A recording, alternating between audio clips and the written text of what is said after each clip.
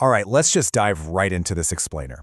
You know that feeling when you walk into a store or hop online planning to buy literally just one specific thing, but somehow you check out with a way lighter wallet and like 3 items you didn't even know you needed? Yeah, we've all been there. Today, we're diving into the Illusionist Playbook to see what the research actually says about the invisible psychological forces that brands use to shape our everyday spending habits.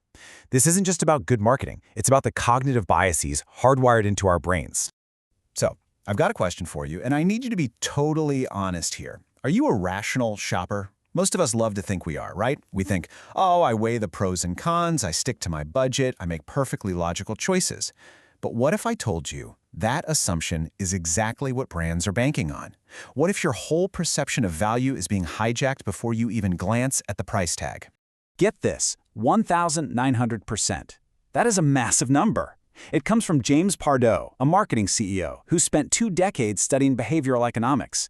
His agency took a struggling website and just applied psychological pricing enhancements. No new products, no crazy discount sales. The result? Their conversion rate absolutely skyrocketed by an astonishing 1,900%. They went from getting 3 leads a month to 2 leads a day. That is the raw, undeniable power of psychology in marketing. So here's our roadmap for today. Think of it like a 4-act play. Act 1 is the anchor, Act 2 is the decoy, Act 3 is the subscription trap, and finally, Act 4 is the gray area. Let's get to it. All right, Act 1, the anchor. We're going to start by looking at something called the anchoring effect. I want you to picture a heavy iron weight just dropping and pulling your whole perception of value right down to the bottom with it. That's the anchoring effect. It's a massive cornerstone of behavioral economics, pioneered by psychologists Daniel Kahneman and Amos Tversky. What they found is that our brains rely way too much on the very first piece of information we encounter. And in retail, that first piece of info is almost always a really high number. It completely short-circuits your brain's evaluation process. So here's how this plays out in real life. You see a manufacturer's suggested retail price of $1,000 crossed out, sitting right next to a shiny new sale price of $500. Your brain immediately locks onto that $1,000 anchor. Suddenly, that $500, it doesn't feel like you're spending $500. It feels like you're saving $500. You get this massive emotional rush of snagging a bargain, even if the item's actual true market value is only, say, $300. The anchor totally skewed your reality. Let's look at a real-world example, documented by the Consumer Council of Fiji. An electronics retailer lists this high-end TV with an original price of 2,500 Fijian dollars.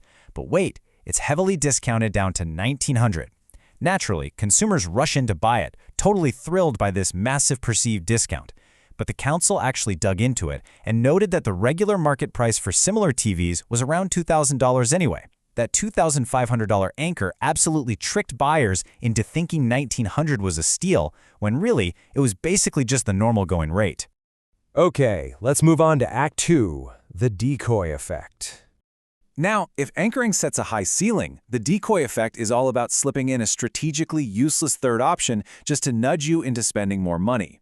Imagine you're buying cloud storage. Option B is $300 for 200 gigabytes. Option A, which is the target, the one the company actually wants you to buy, is $400 for 300 gigs.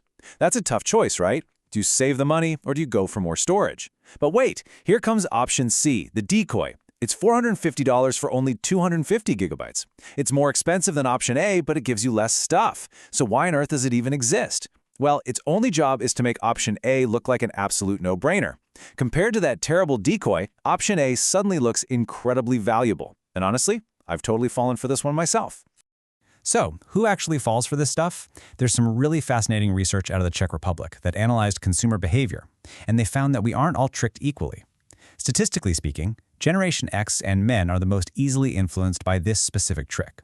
In fact, men were roughly 16% more likely to shift their choice to the more expensive target option as soon as a decoy was introduced. So to all the Gen X guys listening right now, you might want to pay extra close attention the next time you're staring at 3 pricing tiers. And does this actually translate to big money for these companies? Oh, absolutely. The Economist magazine famously used a decoy subscription model. They offered a web-only version, a print-only version, and a web plus print version for the exact same price as the print-only. Just think about how absurd that is. But by throwing in that financially illogical print-only decoy, they boosted their overall sales by an astonishing 43%. And they did it without ever actually changing their core prices. Wild, right? Which brings us perfectly to Act 3, the subscription trap. Let's dig into the psychology keeping you hooked on those monthly payments. First up, we have the status quo bias. Look, humans are creatures of habit. When a subscription is on auto-renew, staying subscribed becomes your default state. Actually, canceling the thing requires real effort. You have to go log in, remember your forgotten password, dig through a total maze of menus, and click past all these warning screens. Our brains basically calculate the mental energy cost of canceling, weigh it against the monetary cost of, say, a $10 fee, and just decide doing nothing is so much easier. Then we get hit with a 1-2 punch by the sunk cost fallacy. This is when we make decisions based on past, completely unrecoverable investments. And honestly, we have all been there. Think about it. You've already spent hours building a personalized profile, you just binge-watched the first 3 seasons of a show, or you're halfway through some digital course. You start justifying that monthly payment because of the time and money you've already sunk into the platform. You literally trap yourself into paying for more, even if you haven't actually used the service in months. But without a doubt, the most powerful tool in the subscription trap is loss aversion. Kahneman and Tversky proved that the psychological pain of losing something is roughly twice as powerful as the pleasure of gaining something of equal value. Just let that sink in for a second. Twice as powerful. Companies absolutely know this.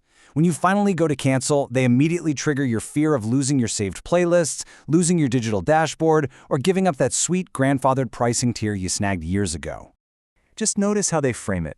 When you finally hit that cancel button, the screen doesn't pop up and say, hey, congratulations on saving $120 a year. No way. Instead, it says, are you sure you want to lose access to all your saved favorites? They are deliberately reframing the cancellation. It's not a financial gain anymore. It's a really painful loss of features. They are literally triggering a panic response just to keep you tethered to their service. All right, let's move into our final act, Act 4, the gray area. So we have to ask, is all of this just incredibly smart communication, or is it borderline unethical manipulation? Marketing CEO James Pardo wrestles with this exact question, and he offers a pretty clear metric. He says the ethical boundary is crossed when people lose their free will. Basically, as long as you, the consumer, still have the ability to make an informed decision, then using psychology is just a tool to enhance communication. But if a tactic relies on straight-up deception, like using a totally fake, artificially inflated anchor price that never actually existed in the first place, well then it crosses the line into manipulation. So what should you actually take away from all this? How do you protect your own wallet?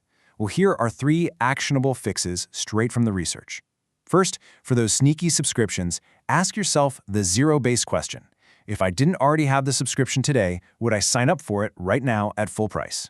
If the answer is no, cancel it. Second, when you do go to cancel, reframe the loss in your own head. Stop thinking about the playlists you're losing and calculate the financial freedom you're gaining over the course of a year. And finally, to beat that sneaky anchor effect, always compare prices across different retailers. You need to find the true market baseline, not just the discounted illusion they want you to see. All right, we've unpacked the playbook. You now know the secrets behind those crazy slashed prices, the weirdly expensive middle options, and the total guilt trip cancellation screens. You are no longer in the dark. So I'll leave you with this one provocative thought. Will you exercise your free will the next time you hit checkout, or will you let the invisible anchor pull you under? Thanks for joining me on this explainer, and stay sharp out there.